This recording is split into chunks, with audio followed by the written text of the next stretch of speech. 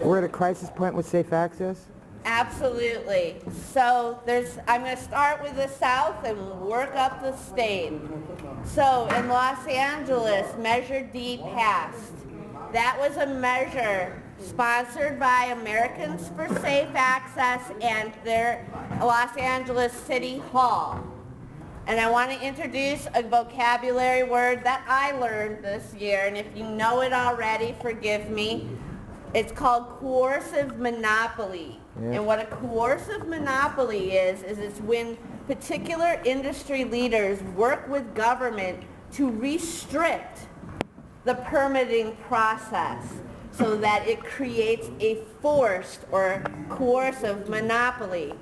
So what ASA did with the city of Los Angeles is shut down over 800 dispensaries. Those letters have gone out. Boo. A lot of the dispensaries that got shut down are good dispensaries. A lot of the dispensaries that got shut down were not a part of Americans for Safe Access.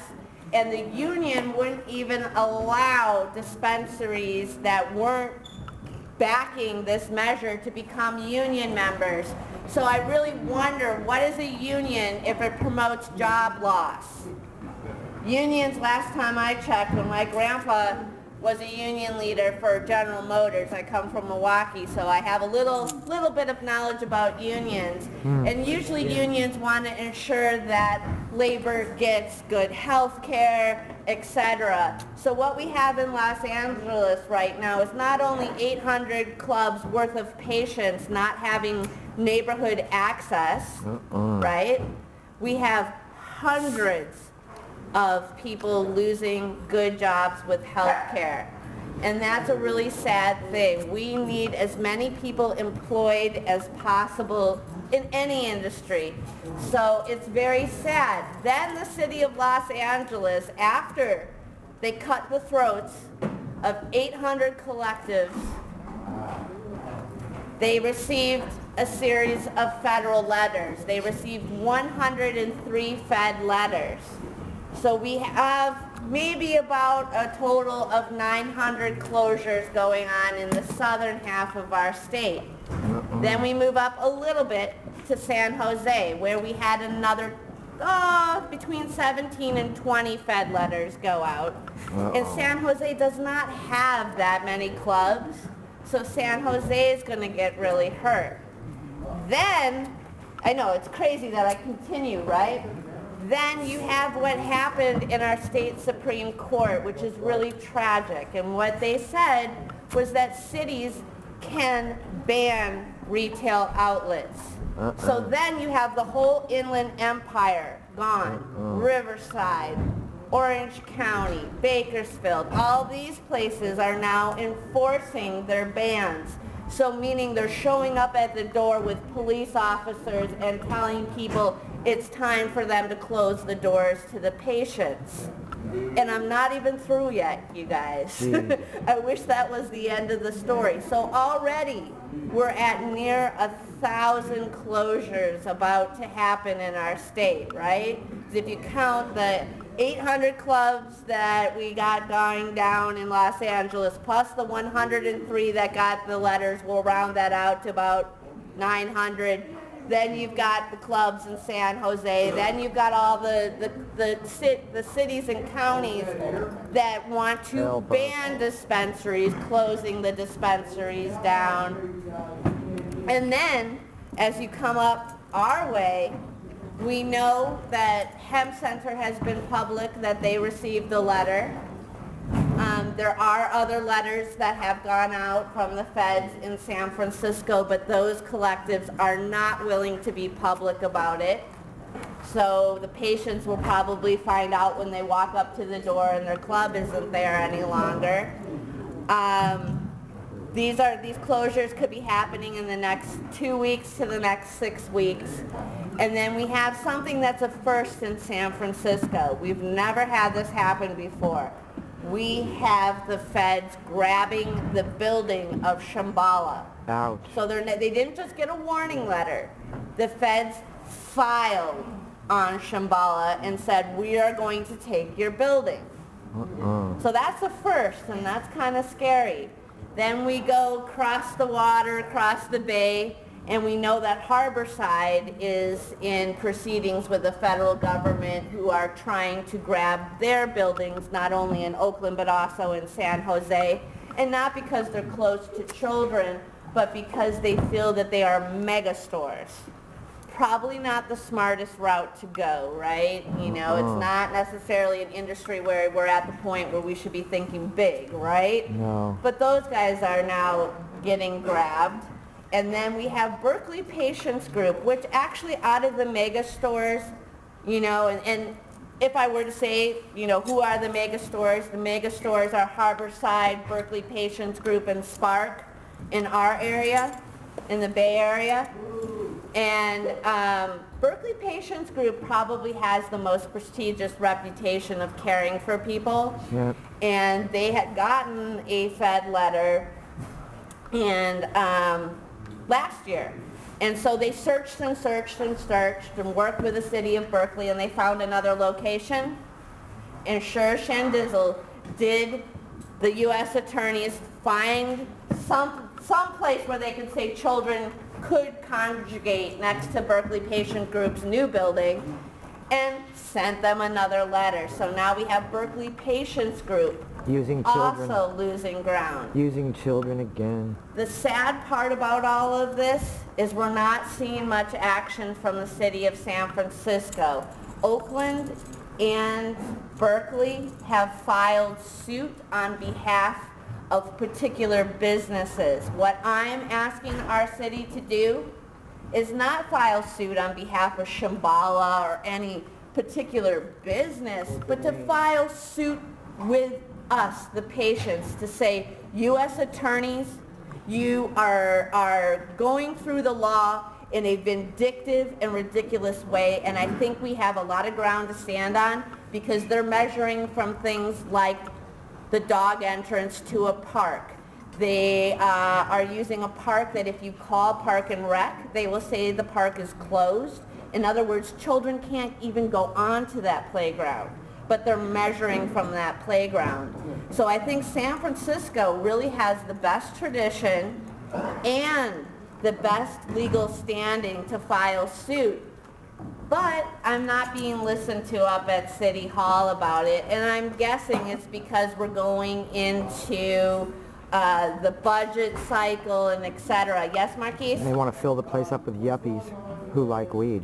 And the clubs in San Francisco that got letters or had information requested from the Fed. Some of those have received the letter, but they're not being open about it because they don't. Basically, when clubs don't want to be open about it, it's because they don't want all their growers to walk in and take their medicine, you know, and take it to someplace else so that they can sell it, right? So it's like sort of a business sort of thing, right, where they don't want to be exactly public about it. So I really don't know who's all going to come out and be political about getting a federal letter. I wish everybody would. I see no reason to stick your head in the sand. You knew that you engaged in a risk to serve people. Why not go ahead and fight the whole way? I don't get it, but that's me. The true thing that we need to do, we need to push our stuff locally, but we need to also really have some strong representation in Congress to change these laws. And we do have a few people in Congress pushing forward bills, but the thing that makes it really difficult, you know, we barely got Obamacare through Congress, right? So getting our concerns heard is going to take all of us together. And I really hope that people are not going to remain silent. San Francisco Board of Supervisors have meetings every Tuesday at 2 in the main chambers. And public comment can be a bitch to wait for. But, you know, if you've got time, I would say, you know, let's get up there and let's do something. Let's not wait for somebody to organize us. Let's organize ourselves. I'm waiting to hear back from David Campos. I wrote a resolution for congressional oversight. I'm waiting to hear back. I'm waiting to hear back, but I'm hoping that those of you that know David Campos, if you see him at Pride on Sunday, tell him, hey, we need your leadership. We need you to do something about safe access disappearing. But not just about club closures. We need to also improve our safe access system because a lot of people cannot afford medicine at clubs. That's still a huge issue, and it works again. I'm only privy to only one club allowed me to physically hold the note that they received from the federal government and take a look at it. And here's the thing. Hemp Center just got a warning letter. But this is what the feds are doing now. They're sending out the warning letter, and then they're going ahead and they're talking to the loan agents, to the people that own the property, and freezing bank accounts and telling the lenders that help the It's a simple thing of extortion. It is. But what they're doing is they're shutting it down through the banking systems too. So they're freezing people's accounts and etc. And just waiting. They might not have that time limit, but they're just waiting. If you can't access any of your money legally, it's really hard to run a business. It's really hard to pay your landlord. It's really hard to do anything. So some people are just getting the freeze. Now down south, when they issued the 103 letters, they gave them 14 days to close down. 14 days, not your usual 45. We used to get letters that said 45. Now we've got a whole session that say 14 days down south. If you send me an email, then I can put you on my list and let you know the next time we're going to be up at City Hall. I'm also on Facebook under my full name, which is Shona Levana, which is Levana, Gokinar, which is really long, but if you push in Shona, you're not going to find many folks. And the minute you send me an email, I'll send you my Twitter. We're also on Twitter, so if you're on Twitter, you can get a hold there. I wish I could give everybody a date today. I really wish I could. But I want to talk to Supervisor Campos when we walk with him on Pride and find out, is there a good time for us to be heard at City Hall? Because if he's going to say, hey, don't come this day, but come that day because it's going to be easier, let's take the easy path. But one of the Tuesdays in July, I'm going to try to get at least 150 patients up to the Board of Supervisors so that we can get this revved up a little bit, because we certainly shouldn't just roll over, surrender, and retreat. I'm not that person, and I think there's a lot of people, particularly from the HIV community in our city, that made this a possibility. I talked to Linda Cohen of the Bayview, and she's actually wanting a dispensary in her district.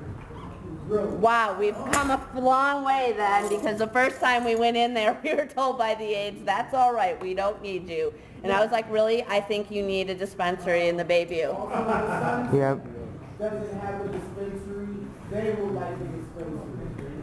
So a lot of people don't, the supervisors that aren't the ones who know, like Campos, Cam, Avalon, they really want some dispensaries to come into their neighborhood, but at the same time, it's like they don't have enough people speaking up saying that they want a dispensary in their district. So talk to your supervisors. Find out who your supervisors are and talk to them. And actually, Campos has said Malia Cohen is the next person that we need to educate.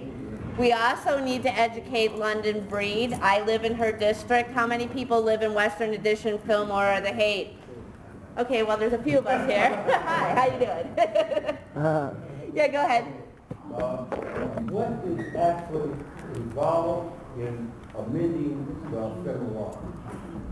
Well, see, lots of people have different angles on it, and for me, I think we need to decriminalize and take cannabis off the controlled substance list. Thank you. I agree on that. Back to the pharmacopoeia. The law Botanica. would take the criminal part out of it because, like I said, we're at or There's so many forces working against us, which brings me to the last thing that I want to kind of let people know that we'll have hopefully a speaker on next time. I've asked them to come a couple of times, is that there is an effort going on for legalization in California in 2014. And it's not from the major, it's not from ASA, it's not from Normal, it's not from any of the major lobbyists. It's a grassroots effort, and we are working on an open source on a group called Save Cannabis, which if you send me an email, I'll connect you to that group as well. Everybody can be a member of that and help write this law.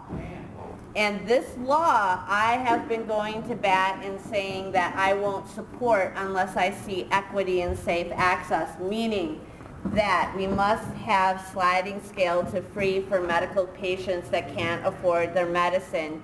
And one group that has a proposal basically shut me down and said, yeah, but the dispensaries have their own charity programs, and we think it's best that the government not be involved and just let the dispensaries give to who they choose to give to. It's not a medical model then. If the makers of insulin were just giving it to who they felt like giving it to, we would view that as cruel. And that's what I replied, and a few people backed me up on a list of hundreds of people. And so this list right now has primarily policy heads on it who are primarily upper middle class, Ivy League, etc. And I'm really the only voice on there that keeps saying, hey, we need to look at this, through a different eyes and get more people involved. And luckily the core that put out this group and that are pushing this are listening to me. And they're asking me to bring more people on board so that I can get backup when I say something like we need sliding scale. And I just didn't say that we need sliding scale. I said we need to also give tax credits to the dispensaries that are providing for people. And if we get the adult use, then we need to tax adult use and earmark a portion of that to go for people who can't afford their medical cannabis. So there's ways we can do this. Well, one of the district people are regarding their holiday party because the staff had a party on site. They were giving people a letter behind it, they aren't losing the gift. There's one more question. We label to the taxes, the state taxes. Have any of them been targeted like the IRS targeted special groups? From the state?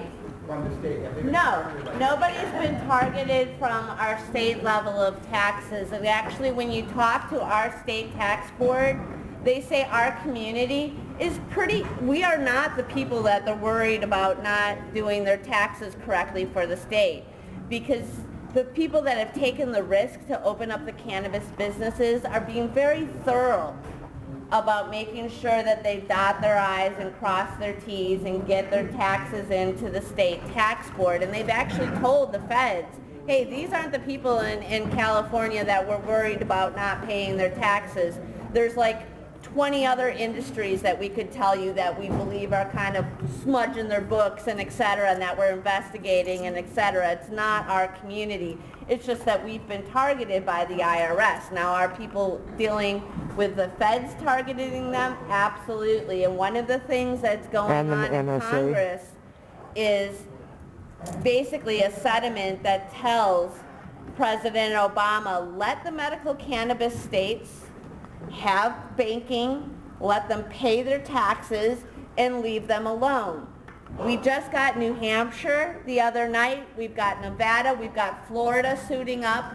We are going to get to the point where we have a majority of the states being medical cannabis. And then the question's going to become... 38. 38, we need. But the question is going to become, how do we do it?